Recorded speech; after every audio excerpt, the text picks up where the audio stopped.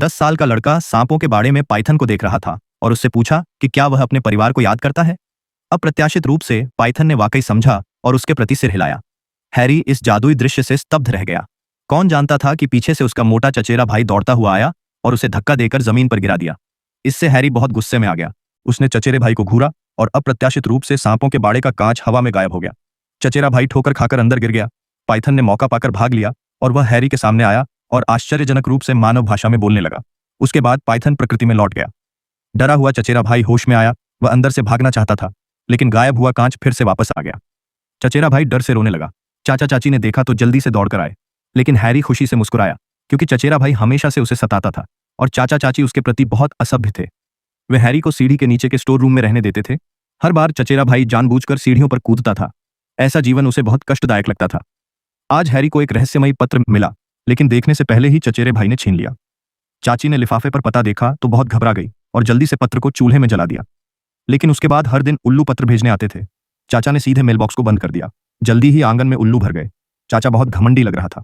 सोचता था कि अब ये शापित पत्र नहीं मिलेंगे, लेकिन बात खत्म होने से पहले ही घर जोर से हिलने लगा। उसके बाद अनगिनत पत्र चिमनी से फूट पड़े। घर में पत्रों की बारिश होने लगी। हैरी ने मुश्किल से एक पकड़ा, लेकिन चाचा ने उसे कसकर पकड़ लिया और हिलने नहीं दिया। हैरी को और पत्र न मिले, इसके लिए चाचा ने घर छोड़ने का फैसला किया। पूरा परिवार एक निर्जन द्वीप पर आ गया और एक अंधेरे लाइट हाउस में रहने लगा। और आज हैरी का 11वां जन्मदिन था, लेकिन वह केवल जमीन पर धूल से खुद के लिए एक केक बना सका। जैसे ही वह इच्छा करने वाला था, अचानक एक जोरदार धमाका हुआ। उसके बाद बड़ा दरवाजा लात से खुल गया और एक जंगली जानवर जैसा विशाल आदमी अंदर आ गया। चाचा उसे जाने को कहने ही वाला था कि दाढ़ी वाले ने चाचा के परिवार को पहचान लिया और सीधे हाथ से बंदूक मोड़ दी। उसके बाद हैरी को ढूंढा और बताया कि उसके लिए उपहार है। खोलकर देखा तो जन्मदिन का केक था। दाढ़ी वाले ने शुभकामनाएं दी, फिर सोफे पर बैठकर छाते से इशारा किया तो दीवार में आग जल उठी। फिर उसने अपना परिचय दिया, बताया कि वह होगवार्ट्स नामक जगह से आया है, काम दवाओं का संरक्षक है, नाम हैग्रिड है, और कहा कि हैरी एक जादूगर है। लेकिन हैरी ने कहा कि वह केवल एक साधारण इंसान है। हालांकि हैग्रिड की एक बात ने सब कुछ पलट दिया। कहकर उसे एक पत्र दिया और खोलने पर पता चला कि होगवार्ट्स से प्रवेश सूचना है। लेकिन चाचा ने कहा कि वह इस पर सहमत नहीं होगा, क्योंकि हैरी को अपनाने के दिन से ही उन्होंने जादू से कोई संबंध न रखने की कसम खाई थी। और चाची ने भी सब कुछ बता दिया। बताया कि हैरी की माँ एक जादूगरनी थी। इससे वह बहुत ईर्ष्या करती थी, सोचती थी कि जादू जानने वाले अजीब होते हैं। बाद में जादू से मर गई तो हैरी को अपनाया। चाचा ने कहा कि पढ़ाई के लिए पैसे नहीं देंगे, लेकिन हैग्रिड की छाते से डर गए। फिर केक चुराकर खाने वाले चचेरे भाई को देखा तो उसके कूल्हे से सुअर की पूंछ निकल आई। तुरंत चाची का परिवार घबरा गया। सब कुछ करने के बाद समय देखकर हैरी को बताया कि चलने का समय है। उसके बाद हैरी को लेकर एक रहस्यमयी जगह पर आया। घर में घुसने के बाद घर के लोग जानकर कि वह हैरी है, बहुत सम्मान से पेश आए। फिर एक गली में पहुंचे और हैग्रिड ने दीवार पर बस कुछ टैप किया। तुरंत दीवार बदलने लगी। फिर एक दरवाजा बन गया। गुजरने पर पता चला कि दूसरी दुनिया है।